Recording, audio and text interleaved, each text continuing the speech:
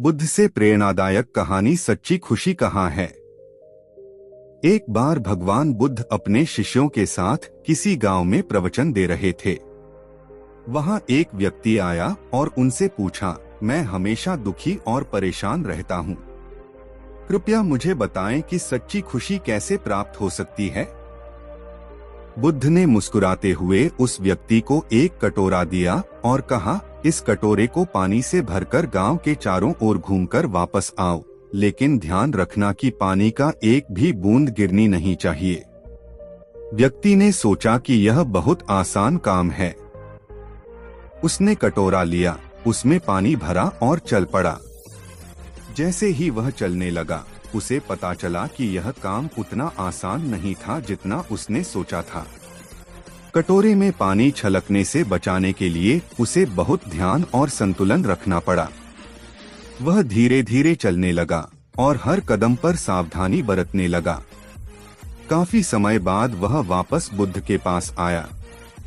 उसने खुशी से कहा, गुरुजी, देखिए, मैंने पानी का एक बूंद भी गिरने नहीं दिया। बुद्ध ने पूछा, अच्छा, अब मुझे बताओ कि जब तुम गांव में घूम रहे थे तो तुम्हें कोई परेशान करने आया? कोई तुम्हारे बारे में बुरा बोला या तुम्हें गुस्सा दिलाया? व्यक्ति ने जवाब दिया, नहीं गुरुजी, मैं इतना ध्यान कटोरे पर लगा रहा था कि मुझे किसी और चीज की फिक्र ही नहीं थी। बुद्ध मुस्कुराए और बोले, ठीक यही सच्ची खुशी का राज है।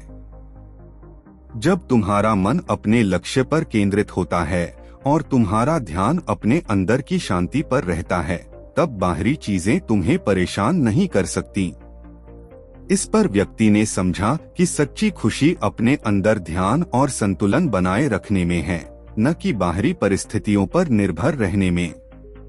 सच्ची खुशी बाहरी चीजों में नहीं, बल्कि अपने मन के संतुलन और शांति में है। अपने ध्यान को सही दिशा में केंद्रित करो और परेशानियां अपने आप दूर हो जाएंगी। भगवान बुद्ध की बातों से वह व्यक्ति बहुत प्रभावित हुआ और उसने अपनी जिंदगी को नए दृष्टिकोण से देखने की कोशिश की। कुछ समय बाद वह व्यक्ति फिर से बुद्ध के पास आया, लेकिन इस बार उसकी आंखों में एक अलग सा आत्मविश्वास था। उसने बुद्ध से पूछा, गुरुजी, आपने मुझे सच्ची खुशी का राज बताया, लेकिन कभी कभी जीवन में समस्याएं और दुख आते हैं।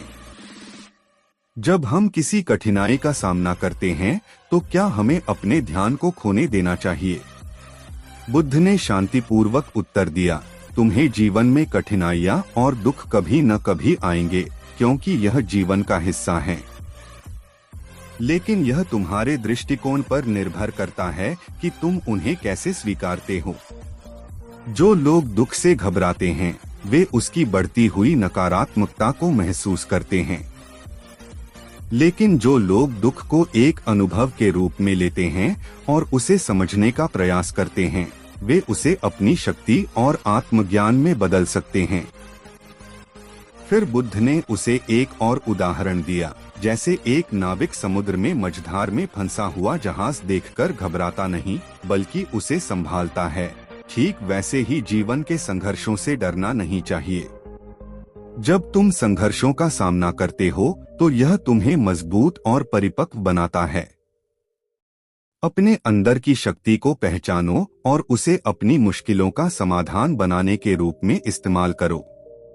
व्यक्ति ने गहरी सोच में डूबते हुए पूछा, लेकिन क्या जब जीवन बहुत कठिन हो और हमें लगता है कि अब कोई रास्ता नहीं बचा है, तब भी हमें आत्मविश्वास बनाए रखना चाहिए? बुद्ध ने एक मुस्कान के साथ उत्तर दिया, याद रखो, अंधेरे के बाद हमेशा रोशनी आती है। जब जीवन कठिन हो तो वह तुम्हें एक नई दिशा और मार्गदर्शन देने का मौका देता है। जैसे एक बीज को अंकुरित होने के लिए अंधेरे और मिट्टी से गुजरना पड़ता है, वैसे ही तुम्हें कठिनाइयों का सामना करना होता है ताकि तुम अपनी पूरी क्षमता को पहचान सको। यह सुनकर व्यक्ति के मन में नई जागरूकता का संचार हुआ। उसने समझा कि जीवन की कठिनाइयां अस्थायी होती हैं और जो सच्ची शक्ति और सुख का अनुभव करते हैं, वे कभी हार नहीं मानते। उन्हें अपनी समस्याओं से भागने के बजाय उनका सामना करना चाहिए, क्योंकि यही उनका आत्मविकास और खुशी का रास्ता है। वह व्यक्ति बुद्ध के पास से गया और इस बार उसका दिल हल्का और मन शांत था।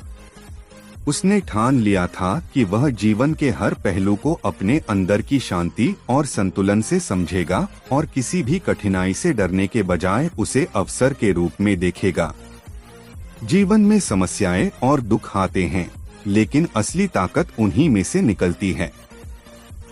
उन्हें सकारात्मक दृष्टिकोण और आत्मविश्वास से सामना करना ही सच्ची खुशी की कुंजी है।